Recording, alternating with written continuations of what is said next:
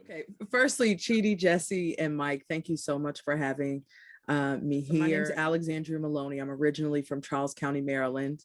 I had a pretty non-traditional life path.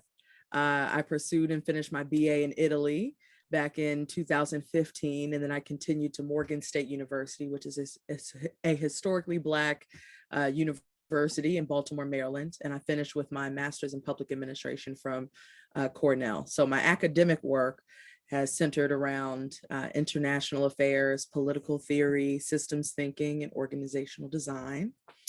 But to be honest, I had very little guidance about what opportunities in the international affairs field existed outside of being a diplomat. So in part, personal curiosity and research, open-mindedness, and putting myself out there with networking, and then finally connecting with some mentors a little later down the line. I'd say that that's what led me to my current career with the U.S. Department of Defense. So outside of work, I focus my energy on things that I am passionate about. So if a framework or a community exists already around something that I'm passionate about, then I engage there. If it is yet to exist, then I build it. So I create pipelines for the next generation of underrepresented, or as I like to say, historically excluded young professionals through an organization called Black Professionals in International Affairs, or BPIA. I was a fellow with the White House Initiative for Historically Black Colleges and Universities. I was an advisory member for the Congressional Black Caucus's Council for the Global African Diaspora, to the UN ECOSOC, and I'm the founder of The World is Watching, which is a global coalition supporting the international Black Lives Matter movement. So that's me in a nutshell. Amazing. I mean, you can all see why I'm intimidated to be moderating this panel with this group. Thank you. And I just want to say, Alexandria, I've been watching you for the last couple of years, and you are a powerhouse, a planet, and I'm honored to be speaking alongside you, and can't wait to see all the great things you're going to do in the future. Alexandria, anything to add? Were there professional pipeline programs or networks that you tapped into early on? So the White House Initiative for HBCUs actually served as a pipeline for me personally. But that wasn't necessarily my expectation of it. So I found that particular opportunity literally in a blast Department of Education email that was soliciting for interns and fellows. So that's how I kind of found my way to the initiative. In terms of other fellowships that I would recommend applying to, honestly, as the world is at our fingertips, so you can literally type in international affairs fellowships or Africa focused fellowships, and a slew will populate your screen. But a few of them, CNAS, Aspen Fellows, Public Policy and International Affairs Program, PMF, Presidential Management Fellows, for those who may be on the African continent, Mandela Washington Fellows and YALI. I also, on the topic of pipelines, I recommend looking at organizations and nonprofits who have career fairs, because that in itself is a pipeline a lot of the time. So for example, White House Initiative for HBCUs, they'll do an annual career fair every year in DC. The Society for International Development, SID, they have a pretty well-attended career fair as well.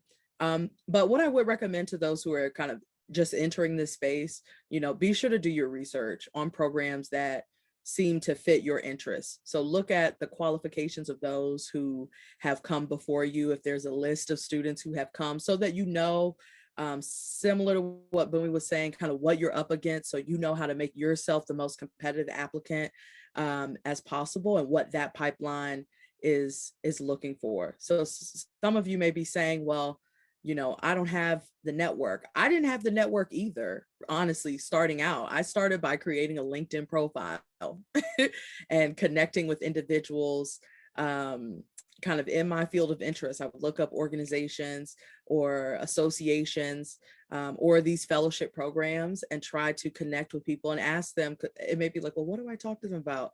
And asking them for an in-person or virtual coffee chat just to learn more about them and their experience, and the industry at large. Um, Alexandria, I'm going to turn back to you. How has the Africa policy field changed or evolved in the years that you've been kind of in the professional community here? What do you wish that you knew as you started out in international affairs, or what do you wish you could go back and tell your young self as you were setting out, do this, don't do that? Great question. Well, I am going to speak to kind of the international affairs field at large, and what I've seen and experienced from a professional standpoint during my time in this space is just an increasingly competitive environment, in terms of language abilities, places traveled, professional experiences, and that stuff can really add up, right? So don't be afraid to be creative in building your narrative, and I'll speak to that a little bit more later. But what I want to say on this is just that we have access to so much information and opportunities and networks now more than ever. We still have a ways to go in bridging the digital divide globally, but many of us on this call, right, have access and have privilege to technology and to resources, like at a snap of our fingers, anywhere, anytime. We can find almost anything we want, like an infinite amount of information. We cannot allow that easiness to make us lazy. Okay. Some of you are going to be like, how could you say that? I'm not lazy. Da, da, da, da. Okay. You would be surprised how many times I've heard someone quote something out of a book or an article, and I'm like, oh, I read that book too. What did you think about this part of it? And they didn't actually read the full book or article. We must be mindful of how we are consuming and processing and analyzing this data and this information that the generations before us didn't have access to in the same way. So on the question of what do I know now that I wish I knew then, there are definitely a few things. One, build yourself to become an expert until you become an expert. Use that learning time as an advantage to learn the lessons of those before you in your field. You should understand the landscape of your field. Who are the players? What have been the benchmarks? Where are the gaps? How do you fill the gaps? This applies to everyone on this call. Okay, I'm going to speak into each of us today for the professionals and the up and coming. Okay, the second thing I have that I wish that I would have really invested more time in, and I've done now at this stage, is building a professional portfolio. So wherever you are, looking at yourself as a professional, not just as a student or wherever you may be, and carry yourself in that way.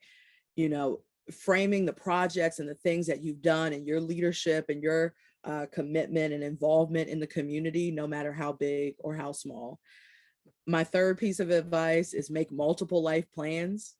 Be honest with yourself. Do a resource and a network inventory. Okay, I'm happy to speak more on that a little bit later. Four, as Boomy mentioned earlier, how are you helping your local community, right? So we're all thinking about these big time roles and, high profile jobs, high profile titles, but these big portfolios and big positions didn't start out that way. The foundation is usually always at the local level. Okay.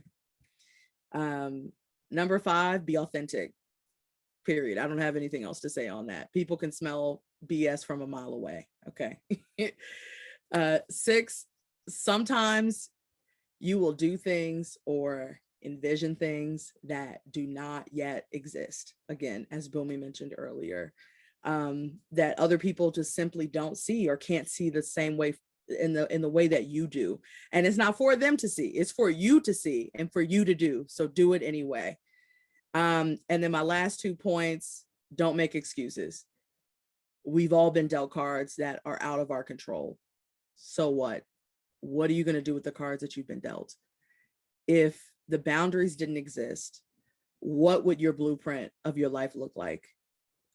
And now what's stopping you from trying to pursue that?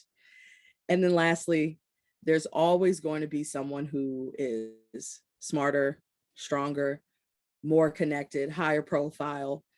But do they work harder than you though? Are they curious to learn? Are they easy to teach? Do they have a positive, open-minded attitude? Like, these are professional development traits that I know we're building into our BPIA talent pipeline, building that mindset for success. Other programs as well who have very strong professional development programs, Wrangle, Pickering, and the like. So those are things that I wish that someone would have told me earlier in my career, that I'm now kind of reflecting on at this stage in my life. Alexandria, anything to add here? Sure. So Boomy just struck a thought in my mind as I reflect on my kind of fluidity in this space. So I work at DoD in foreign partner engagements, primarily for the Middle East region. But outside of work, many of the projects and the things that I do are diaspora, if not directly related and connected to the continent. So I feel like, if you have a little creativity, again, like I mentioned before, finding things that you're passionate about, and creatively kind of finding a way towards that. I know with The World is Watching, we've been working with and supporting different BLM groups around the world. We've been hosting, we hosted a diaspora discussion on the BLM movement across the diaspora with leaders of the African world. We had Queen Diambi, who's Queen of the Congo, and a number of other very interesting and profound speakers, in my opinion, just to understand what that relationship is like, as I share my thoughts on decolonization and what that looks like. But again, don't be afraid to be creative. This past March, I'd organized a virtual art exhibit in partnership with the UN, UNESCO, for the UN's International Decade of Persons of African Descent. So there's so many ways that we can be involved and connected to areas of interest and things that we're passionate to that may not fit into the traditional realm. So I'm not pushing people away from formal Africa policy work at all. Don't get me wrong, of course, because we're needed everywhere and in so many capacities. But on the question of decolonization, so to me, decolonizing development and foreign policy of one's country means acknowledging and addressing perpetual systems of dependency through financial or ideological means, like flat out. So challenging systems of power, decolonization, like I don't want to overgeneralize because I know we've got literally the experts on the line here. But we also have young people and students, so I'll break it down a little bit. But, decolonization, you're talking about things that are taking place at the institutional, the organizational, and the individual level. Last July, Foreign Policy had published this article entitled "How Diasporas Can Help Decolonize the State Department." And to me, that was just a striking statement because at the core, this article was arguing that personnel is policy. If an institution is dominated by a monolithic population, a particular perspective, or a school of thought in both discussion and decision-making, how does that affect our foreign policy? And we cannot be out here talking about decolonizing efforts in other nations without addressing the challenges that we are facing at home with communities of color in the US. So one thing I would tell young professionals on this topic is challenge your own assumptions, of course, and challenge them regularly. So what may apply in our country or your region or your sphere or your community may not apply in other communities or countries with very different cultures and norms. So a quick personal story. Before I started this job at DoD now, I was basically floating for a year between graduation, because many of us think, oh, once we have this master's, we're going to be placed into we're just going to walk into our dream job. which is not always the case.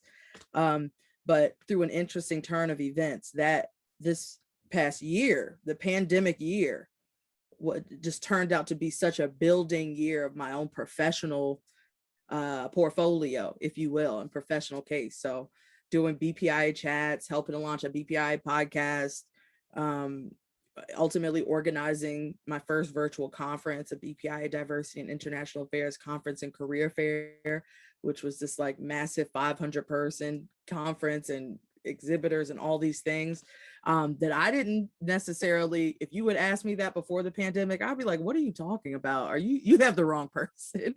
But so many things that helped to fuel the things that I was really passionate about. So I enjoy my work and I enjoy what I do in my day job, but those things are what really bring like the light in me. So, but my little anecdote about my journey of unemployment and things. So when I graduated undergrad, I was so confident that I was going to enter the Foreign Service, like walk right in. I felt like I was a shoo-in. You couldn't tell me anything.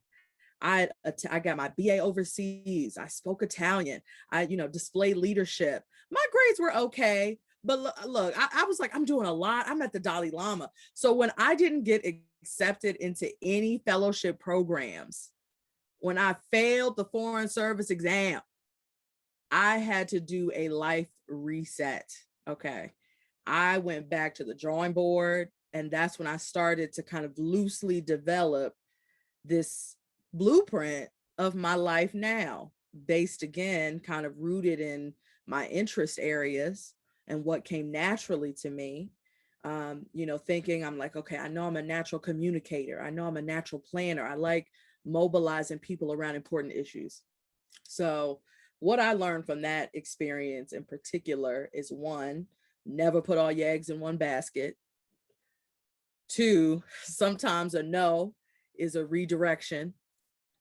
I'm sure, shout out to all the Wrangles out here. I'm so proud of y'all. Like, please represent us and represent well. I know you all do, and you will. I'm sure I would have been a fabulous FSO, had a beautiful and meaningful life, but I do not think I would have done half of the things that I have done, that I've been called to do, right? Called or built, if that was my life direction.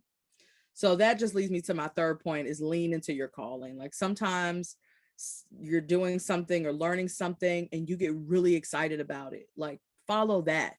Those are the things worth following.